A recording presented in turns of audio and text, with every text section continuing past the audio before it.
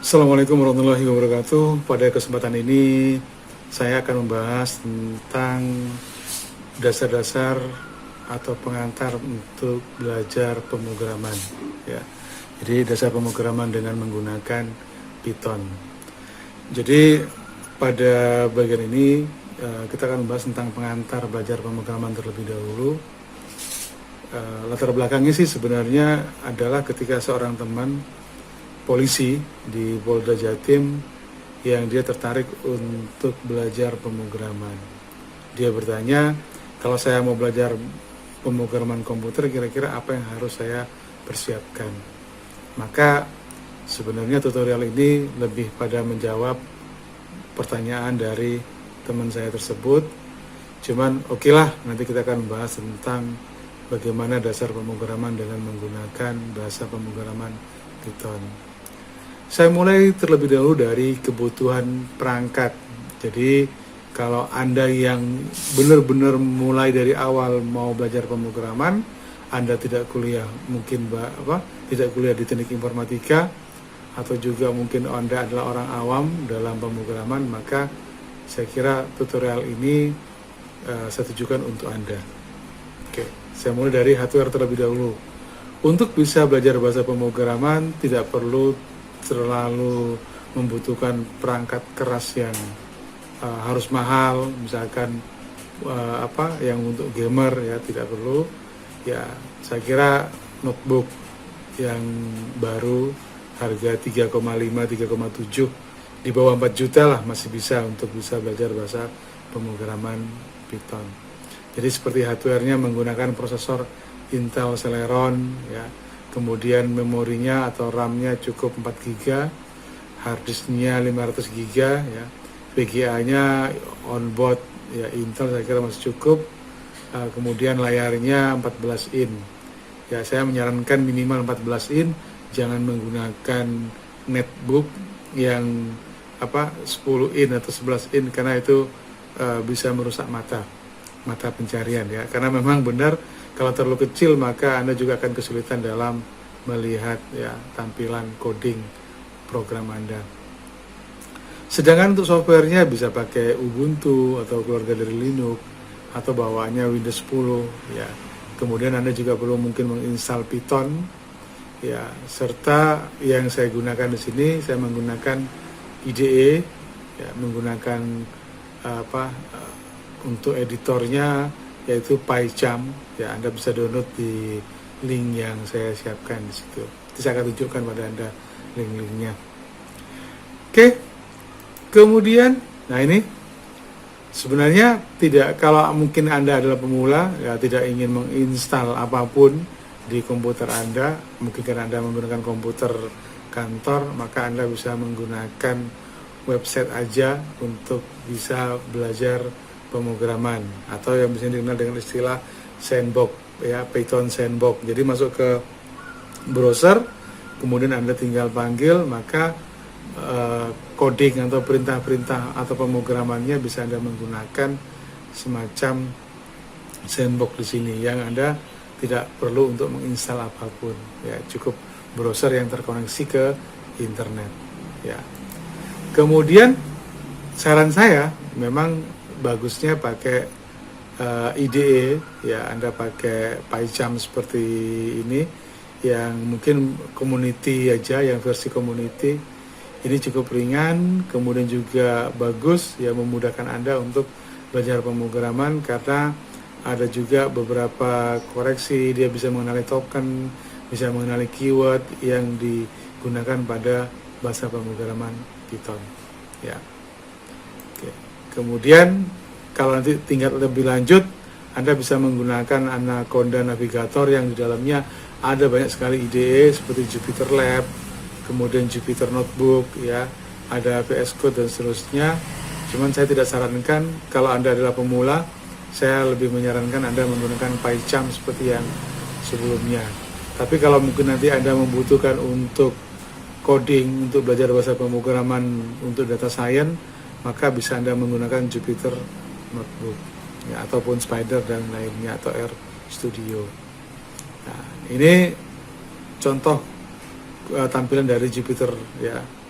notebook, di mana Anda bisa mengeksekusi per baris, ya tidak harus secara keseluruhan. Kemudian juga bisa mengintegrasikan dengan sebuah dokumen, baik itu hasil tampilannya ya per bagian maupun secara keseluruhan. Ya, ini sedangkan yang penting juga ketika Anda belajar bahasa pemrograman adalah apa sumber informasi atau sumber belajar Anda. Pasti Anda butuh buku, ya, Anda butuh buku kalau kemudian Anda tidak terkoneksi ke internet. Kenapa? Karena biasanya buku akan mudah untuk dibuka, dibawa-bawa, ya, dibaca. Ya, ini contohnya adalah beberapa buku yang bisa Anda gunakan ya untuk pemula, yaitu misalkan Beginning Programming with Python for Dummies. Ini juga buku yang cukup bagus. Biasanya seri-seri for Dummies itu memudahkan Anda yang belajar secara bertahap, karena ada contoh-contohnya, ada apa yang harus Anda kerjakan secara bertahap. Tapi kalau kemudian Anda tidak mau pakai bahasa Inggris, ya, Anda bisa cari saja di toko buku terdekat di kota Anda, seperti dasar-dasar pemrograman dengan menggunakan Python. Ya, biasanya di buku-buku dasar seperti ini cukup bisa membantu Anda memandu belajar bahasa pemrograman secara bertahap. Cuman kalau kemudian Anda koneksi internet Anda cukup bagus, mungkin Anda tidak perlu beli buku ya yang harganya di atas 50 ribuan ini. Anda bisa menggunakan banyak sekali web tutorial, seperti Anda masuk ke learnpython.org atau pynative.com atau ini dari w3schools.com, ya, Python, atau yang berbahasa Indonesia yaitu petanikode.com. Ini semua adalah website-website yang sangat bermanfaat, ya, cukup powerful untuk bisa belajar bahasa pemrograman, ya, Python. Ya. Tetapi kalau kemudian Anda familiar dengan YouTube, maka Anda bisa cari saja beberapa channel, ya, baik itu freecodecamp.org ataupun CS Dojo, ya, Computer Science Dojo, ya, atau beberapa channel pemrograman yang berbahasa Indonesia. Ya, sebagai pesan dari saya adalah bahwa sukses itu ditentukan oleh diri sendiri. Jadi ketika Anda berkomitmen untuk belajar bahasa pemrograman, maka harus selalu bersemangat untuk belajar, selalu tahan banting di semua kesulitan, karena ketika nanti Anda bertemu dengan error, maka Anda harus punya daya tahan yang baik bagaimana menyelesaikan error-error tersebut. Yang penting lagi adalah istiqomah untuk bisa selalu sediakan waktu untuk coding, untuk belajar coding. Jadi sehari misalkan Anda cukup misalnya 2 jam aja. Kalau misalnya nggak sampai 1 jam, ya minimal setiap hari Anda membuka, sehingga pola pikir Anda, mindset Anda itu akan terus berpikir tentang bahasa pemrograman. Dan yang juga tidak kalah pentingnya adalah selalu terus untuk ingin mengetahui lebih dan lebih lagi. Jadi sesuai dengan pesan dari Albert Einstein, yaitu success come from curiosity, ya, concentration and perseverance and self-criticism. Jadi kata kunci ini bisa membantu Anda untuk bisa belajar bahasa pemrograman dan menjadi jago dalam bidang coding. Sebagai pengetahuan bahwa ke depan ijazah, sertifikat bukan jaminan Anda untuk bisa diterima bekerja. Karena banyak sekarang perusahaan-perusahaan pemrograman, perusahaan-perusahaan software yang dia mengandalkan ketika Anda melamar, Anda bisa apa portofolio Anda, apa yang telah Anda, proyek apa yang telah Anda kerjakan. Ya, jadi itu yang menjadi penting untuk tenaga kerja ke depan. Ijazah akan menjadi nomor 2, sedangkan skill, ya, pengetahuan atau kompetensi itu menjadi nomor 1. Nah, strategi belajarnya kira-kira bagaimana? Strategi belajarnya adalah setelah Anda punya bahan bacaan, bahan belajar, maka baca dan pahami yang Anda perlu pelajari dalam belajar pemrograman itu. Yang pertama adalah logika pemrograman, bagaimana menyelesaikan masalah, ya, dengan cepat. Nah, ini juga kenapa setiap programmer memiliki cara pola pikir atau cara berpikir yang berbeda dalam menyelesaikan masalah. Maka semakin Anda terlatih logika pemrograman Anda, maka semakin efektif, efisien Anda dalam memecahkan sebuah masalah pemrograman. Yang kedua yang perlu Anda pelajari adalah bahasa pemrograman itu sendiri. Bisa bahasa pemrograman C#, Java ya. Tapi pada bagian ini mungkin yang paling gampang menurut saya adalah Python. Mengapa Python? Banyak alasan Anda belajar Python ya, karena Python ini adalah bahasa pemrograman yang saya kira sangat simple, sangat sederhana, tetapi powerful. Ya, kenapa powerful? Karena banyak modul-modul yang bisa Anda gunakan untuk bisa ya menyelesaikan masalah. Ya. Kemudian learning by example ini juga menjadi penting ya, karena sebenarnya cara paling cepat belajar itu adalah Anda belajar dari contoh-contoh, kemudian Anda modifikasi ya contoh-contoh tersebut, eksplorasi lebih lanjut lagi, bisa ditambahkan, dikurangi atau dirubah sesuai dengan keinginan Anda, maka lihat hasilnya kira-kira akan seperti apa. Dan ketika Anda belajar bahasa pemrograman, maka ketik semua contoh ya untuk membiasakan mengetik program dan menghafal statement supaya jari-jari Anda itu terbiasa untuk bisa mengetikkan baris-baris kode. Jangan biasakan untuk copy paste dari contoh-contoh. Kenapa? Karena Anda tidak akan terlatih.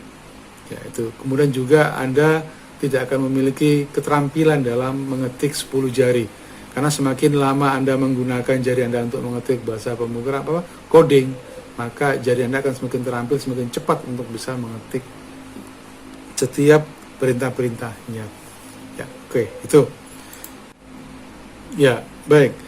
Jadi Anda bisa mendownload Python ya dari alamat python.org, kemudian download. Anda tinggal download aja. Ini sudah muncul download Python versi 3.8.2 ya, yang sebelumnya mungkin Anda bisa lihat 3.7 ya, artinya 3x ya. Ini bisa Anda download langsung dari sini, kemudian Anda install ya. Saya kira untuk cara mendownloadnya cukup mudah, atau Anda cari tutorial cara mendownload kalau Anda memang belum bisa mendownload dan menginstal Python ya. Di sini saya tidak akan menjelaskan tentang bagaimana cara mendownload dan menginstal Python. Kemudian juga Anda perlu untuk masuk ke jetbrains.com ya, PyCharm. Di sini Anda bisa download juga untuk PyCharm-nya, di mana Anda bisa ambil ya pilihan yang community saja. Kalau yang profesional berbayar ya, tapi kalau yang untuk belajaran ya bolehlah pakai yang community. Beberapa sumber informasi yang tadi saya sampaikan pada Anda, misalnya seperti ini ya, Python Native ini juga cukup bagus, walaupun tidak semuanya ada di sini, tapi minimal Anda bisa lihat beberapa contoh, kemudian cara belajar ya, beberapa hal yang bisa Anda masukkan di sini. Atau Anda bisa masuk juga ke websitenya dari Learn Python. Di sini juga ada pembelajaran, misalnya mulai dari Hello World, perintah-perintahnya ya, run. Jadi juga sampai pada cara menjalankannya, hasilnya kira-kira seperti apa. Jadi hampir semua tutorial di sini juga disediakan. Kalau Anda tidak mau menginstal editor ya atau IDE-nya, Anda bisa memanfaatkan website ini secara langsung. Atau bisa juga masuk ke petani kode seperti ini. Inilah petani kode, belajar pemrograman Python dengan dasar dan seterusnya. Ini juga cukup bagus ya, ada beberapa perbandingan, kemudian sampai pada perintah-perintah yang ada pada pemrograman Python. Ya, kalau kemudian Anda menggunakan Sandbox, ini dari yang seperti saya sampaikan pada Anda, Sandbox ini prinsip dasarnya adalah dia berbasis website online. Anda bisa tinggal perintahkan, ketik perintahnya apa, tinggal jalankan di sini, maka hasilnya akan ditampilkan di bagian sebelah kanan. Dan saya tambahkan lagi misalkan sebuah perintah print ya, untuk bisa menampilkan ayo belajar Python misalkan ya, belajar Python. Oke, maka ketika saya jalankan, maka langsung muncul tulisan ayo belajar Python di sini. Atau kalau misalnya Anda ingin mengetikkan A sama dengan 3, B sama dengan 6, kemudian Anda ingin memasukkan hasilnya di A plus B, nah seperti ini, kemudian print C seperti ini, maka nanti juga hasil dari C akan ditampilkan di sini 9 ya. Oke, itu kira-kira Sandbox ya. Sedangkan yang lainnya ini yang cukup bagus, yaitu yang dari w3school.com ini. Kenapa? Karena Python tutorialnya cukup banyak ya, yang bisa Anda pelajari. atau menjadi referensi. Ya. Oke. Sedangkan yang lainnya saya kira Anda bisa memanfaatkan tutorial yang saya buat ini untuk bisa belajar secara bertahap. Kenapa? Karena pada tutorial yang saya akan buat ini, yang saya buat ini, bukan hanya berkaitan dengan apa perintah yang ada pada Python, tapi juga beserta soal-soal latihannya. Yang paling penting ketika Anda belajar sebuah bahasa pemrograman adalah Anda harus belajar latihan, ya, mengerjakan latihan, kemudian studi kasus yang Anda bisa pecahkan secara langsung. Oke, jadi selamat belajar. Kita akan ketemu lagi di tutorial berikutnya langsung pada praktek menggunakan pemrograman Python. Terima kasih. Assalamualaikum warahmatullahi wabarakatuh.